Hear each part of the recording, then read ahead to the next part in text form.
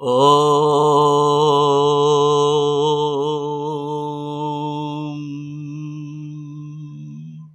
గణేశాయ నమః సరస్వత్యై నమః శ్రీగురుభ్యో నమః హరి ఓం. జ్ఞానప్రదీపిక ఛానల్ని వీక్షిస్తున్న యూట్యూబ్ ప్రేక్షకులందరికీ జ్ఞానప్రదీపిక ఛానల్ తరఫున పాతూరి జ్ఞానేశ్వర శర్మ హృదయపూర్వక నమస్సుమాంజలులు. జ్ఞానప్రదీపిక ఛానల్ని వీక్షిస్తున్న యూట్యూబ్ ప్రేక్షకులందరికీ ముందుగా గాయత్రి జయంతి శుభాకాంక్షలు. జ్యేష్ఠ శుద్ధ ఏకాదశి 2024 సంవత్సరం జూన్ 17వ తేదీ సోమవారం గాయత్రి జయంతి అయింది. గాయత్రి జయంతి అంటే విశ్వామిత్ర మహర్షి గాయత్రి మంత్రాన్ని లోకానికి అందించినటువంటి రోజు. ఈ సందర్భంగా గాయత్రి కవచాన్ని తెలుసుకుందాం. కవచము అంటే ఏమిటి? ప్రతి మంత్రానికి కవచము అనేది ఉంటుంది. కవచం అంటే మనం యుద్ధ సమయంలో సైనికులు రక్షణ కోసం, అంటే శత్రువులు ప్రయోగించే బాణముల నుండి రక్షణ కోసం ధరించేటువంటి లోహంతో కానీ ఉక్కు లేక కంచుతో చేయబడినటువంటి లాగు, చొక్కా, అలాగే శిరస్త్రాణము అంటే టోపీ, ఇవి కాకుండా మణికట్లు, మోకాళ్ళు, మోచేతులు వంచటానికి వీలుగా కీళ్ళు అమర్చబడి ఉంటాయి. శత్రువులు ప్రయోగించే బాణాలు శరీరానికి గుచ్చుకోకుండా ఈ కవచం కాపాడుతూ ఉంటుంది. అదేవిధంగా దేవతల యొక్క కవచ స్తోత్ర పఠనము వలన శరీరము యొక్క అన్ని భాగాలకి రక్షణ కలుగుతుంది. గాయత్రి కవచంలో గాయత్రి నా తూర్పు భాగమున, సావిత్రి నా దక్షిణ దిక్కున, సరస్వతి నా పడమటి దిక్కున, పార్వతి ఆగ్నేయంలో, యక్షేశ్వరి నైరుతి దిక్కున, అంజనీదేవి వాయవ్యమున, రుద్రాణి ఈశాన్యమున, బ్రహ్మాణి ఊర్ధ్వ దిక్కున, వైష్ణవి క్రింది దిక్కున, సర్వాంగములను భువనేశ్వరి దేవి నన్ను కాపాడుగాక అని దశ దిశల నుండి రక్షణము కోరబడుతుంది. గాయత్రిలోని ప్రతి అక్షరానికి ఒక్కొక్క అధిష్టాన దేవత ఉంటుంది. ఏమిటి ఆ దేవతలంటే, తత్ అధిష్టాన దేవత అగ్ని, సా అధిష్టాన దేవత ప్రజాపతి, వి సోముడు, తుర్ ఈశానుడు, వా సవిత, రే ఆదిత్యుడు, ని బృహస్పతి, యం మిత్రావరుణుడు, భా భగుడు, గో గణపతి, దే ఈశ్వరుడు, వా త్వష్ట, స్య పూష, ధీ ఇంద్రాగ్ని, మా వాయువు, హి వామదేవత, ధీ మైత్రావరుణి, యో విశ్వేదేవులు, యో విష్ణువు, నహ వసువులు, ప్ర ధర్మదేవత, చో రుద్రుడు, ద కుబేరుడు, యాత్ అశ్వనీ దేవతలు. అయితే గాయత్రి మంత్రం మొత్తానికి విశ్వామిత్రుడు ఋషి. ఆయా అక్షర స్వరూపమైనటువంటి ఆ దేవతలు తన అంగములను రక్షించుగాక అని ప్రార్థన చేయబడుతోంది. ఈ కవచాన్ని పఠిస్తే సర్వ బాధలు తొలగుతాయి, సర్వ పాపములు నశిస్తాయి. ఇది చతుషష్ఠి కళలను, పిమ్మట మోక్షాన్ని ప్రసాదిస్తుంది. దీన్ని చదివినా విన్నా 1000 గోవులను దానం చేసిన ఫలితం లభిస్తుంది అని ఫలశ్రుతి చెప్పబడింది. ఈ కవచ పఠనానికి మంత్రానికి వలె ఉపదేశము పొందాలని నియమము లేదు. దీన్ని రాత్రులందు కూడా పఠించవచ్చు, ఎన్నిసార్లైనా పఠించవచ్చు. అయితే దాని యొక్క అర్థం తెలుసుకొని పఠిస్తే అధిక లాభం. ఉచ్చారణలో దోషములు ఉండకుండా చూసుకుని పారాయణ చేస్తే ఎంతో శ్రేయస్కరము. ఇప్పుడు గాయత్రి కవచాన్ని విందాం. దీన్ని నారాయణుడు నారదునకు ఉపదేశించాడు. అస్య శ్రీ గాయత్రి కవచ స్తోత్ర మహామంత్రస్య బ్రహ్మ విష్ణు మహేశ్వర ఋషయః ఋగ్యజుస్సామాధర్వాణి ఛందాంసి బ్రహ్మస్వరూపా సరస్వతి గాయత్రీ దేవత. ఓం హ్రాం హ్రీం తద్బీజం. ఓం గీం భర్గ ఇత్యేషా శక్తి. ఓం ధీం ధియః కీలకం. మమ నిరతిశయ విద్యా ఐశ్వర్య సిద్ధ్యర్థం బ్రహ్మలోకావాప్త్యర్థే జపే వినియోగః. ధ్యానం ఆదిత్యమండలస్థానా పరబ్రహ్మస్వరూపిణి చందోమయీ చ గాయత్రీ మాం రక్షతు సనాతని ముక్తా విద్రుమహేమ నీలధవళఛాయైర్ముఖైస్త్రీక్షణైః యుక్తామిందు నిబద్ధరత్నమకుటాం తత్వార్ధవర్ణాత్మికాం గాయత్రీం వరదాభయాంకుశకశాః శుభ్రం కపాలం గదాం శంఖం చక్రమథారవిందయుగళం హస్తైర్వహంతీం భజే. నారద ఉవాచ స్వామిన్ సర్వజగన్నాథ సంశయోస్తి మహాప్రభో చతుషష్టికళాభిఘ్నపాదుకా యోగ విద్వర ముచ్యతే కేన పుణ్యేన బ్రహ్మరూపః కథం భవేత్ దేహశ్చ దేవతారూపో మంత్రరూపో విశేషతః కర్మ తచ్శ్రోతుమిచ్ఛామి న్యాసంచ విధిపూర్వకం ఋషిశ్చందో దైవతంచ ధ్యానంచ విధివత్ ప్రభో. నారాయణ ఉవాచ అస్త్యేకం పరమం గుహ్యం గాయత్రీ కవచం తథా పఠనాద్ధారణాన్మర్త్యః సర్వపాపైః ప్రముచ్యతే సర్వాన్ కామానవాప్నోతి దేవీ రూపశ్చ జాయతే. గాయత్రీ కవచస్యాస్య బ్రహ్మ విష్ణు మహేశ్వరాః ఋషయో ఋగ్యజుస్సామాథర్వశ్చందాంసి నారద బ్రహ్మరూపా దేవతోక్తా గాయత్రీ పరమా కళా తద్బీజం భర్గ ఇత్యేషా శక్తిరుక్తా మనీషిభిః కీలకంచ ధియః ప్రోక్తం మోక్షార్థే వినియోజనం చతుర్భిర్హృదయం ప్రోక్తం చతుర్భిస్తు శిరః స్మృతం పంచఖిస్యాచ్చికా పశ్చాత్ త్రిభిస్తు కవచం స్మృతం చతుర్భిర్నేత్రముద్దిష్టం చతుర్భిః స్యాత్ తదస్త్రకం అధ ధ్యానం ప్రవక్ష్యామి సాధకాభీష్టదాయకం.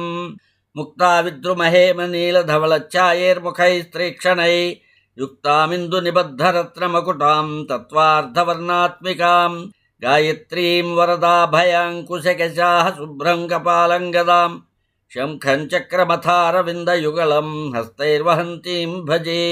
గాయత్రీ పూర్వతః పాతు సావిత్రీ పాతు దక్షిణే బ్రహ్మసంధ్యా తు మే పశ్చాత్ ఉత్తరాయాం సరస్వతీ పార్వతీ మే దిశం రక్షేత్ పావకీం జలశాయినీ యాతు ధానే దిశం రక్షేత్ యాతు ధానభయంకరీ పావమానే దిశం రక్షేత్ పవమాన విలాసిని దిశం రౌద్రీం చ మే పాతు రుద్రాణి రుద్రరూపిణి బ్రహ్మాణ్యోర్ధ్వం తు మే రక్షేదధస్తాదం వైష్ణవీం తథా ఏవం దశ దిశో రక్షేత్ సర్వాంగం భువనేశ్వరీ తత్పదం పాతు మే పాదౌ జంఘే మే సవితుః పదం వరేణ్యం కటిదేశం తు నాభిం భర్గస్తథైవ చ దేవస్య మే తద్ధృదయం ధీమహీతి చ మే గళం ధియః పదం చ మే నేత్రే యః పదం మే లలాటకం నః పదం పాతు మూర్ధానం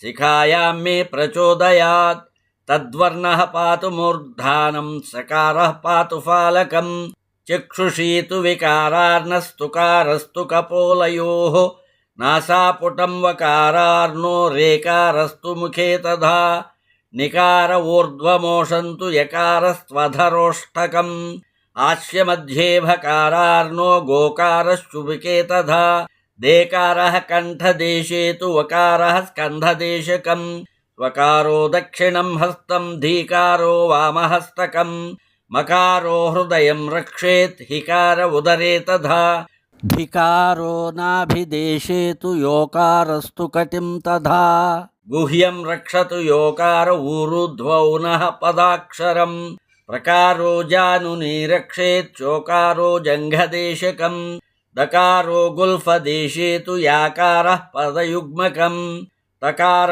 వ్యంజనం చైవ సర్వాంగే మే సదావతు ఇదం తు కవచం దివ్యం బాధా శత్రువినాశనం చతుషష్టికళా విద్యాదాయకం మోక్షకారకం ముచ్యతే సర్వపాపేభ్యః పరం బ్రహ్మాదిగచ్చతి పఠనాత్ శ్రవణాద్వాపి గోసహస్రఫలం లభేత్. ఇది శ్రీదేవీ భాగవతే ద్వాదశ స్కంధే గాయత్రీ మంత్ర కవచం నామ తృతీయోధ్యాయః. ఈ కవచం యొక్క అర్థాన్ని తెలుసుకుందాం. నారదుడు శ్రీమన్నారాయణుని అడిగాడు, స్వామి జగన్నాథ ప్రభు యోగి విద్వర 64 కళల విజ్ఞానమునకు నిధి నరుడు పాపముల నుండి ఏ విధంగా ముక్తుడవుతాడు, ఏ పుణ్య విశేషమున మానవుడు బ్రహ్మత్వం పొందుతాడు, దాని దేహము, దేవతా రూపము, మంత్ర రూపము, ఈ అనుష్ఠానమున న్యాసము, ఋషి, చందము, అధిదైవతము, ధ్యానము మొదలగు వానిని విధిపూర్వకముగా వినాలని ఉంది ప్రభు, దయతో నాకు తెలియచేయండి అని అడిగితే శ్రీనారాయణుడు ఈ విధంగా చెప్తున్నాడు. ఒక పరమ రహస్యమైన విషయం ఉంది, అది గాయత్రీ కవచము. దానిని చదివిన లేక వినిన మానవుడు సర్వ పాపముల నుండి విడిపడతాడు. అతని కోరికలన్నీ నెరవేరుతాయి. అతడు కేవలము దేవీ స్వరూపుడవుతాడు. ఈ గాయత్రీ కవచానికి బ్రహ్మ, విష్ణు, మహేశ్వరులు ఋషులు, రుక్, యజు, సామ, అధర్వణములు ఛందములు, నారద బ్రహ్మరూపిణి దేవత, గాయత్రి పరమ కళ, తత్పదకము బీజము, భర్గ శక్తి, ధియ కీలకము. ఈ అనుష్ఠాన వినియోగము మోక్షమునందు మొదటి 4 అక్షరములతో హృదయమున, 3 వర్ణములతో శిరమున, 5 వర్ణములతో శిఖయందు, 3 వర్ణములతో కవచమున, 4 వర్ణములతో నేత్రములందు, 4 అక్షరములతో అస్త్రమున న్యాసము చేయాలి. ఇప్పుడు సాధకుని కోర్కెలు నెరవేరే ధ్యానాన్ని తెలుపుతున్నాను, వినుము.